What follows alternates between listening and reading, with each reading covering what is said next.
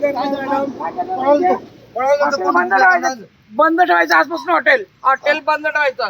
Timing मध्ये कोणाचं timing मध्ये आता सकाळीच ओपन केलं. सकाळी 4:30ला ओपन केलं हॉटेल. 5:30ला चालू असतं हॉटेल, कधी बंद आहे ते. तुम्ही कोणती याच्यावर कारवाई करायचं आम्ही बोलून मला माहिती आहे. कोणाला हात उचलला की तुम्ही विचारला आहे कोणाला हात उचलला? कपडे जरा हे बांधून ठेवलंच ना पर्यंत. आता पुढची कारवाई करते मी. सोडा जरा. सोड. काय आताच घ्यायचं.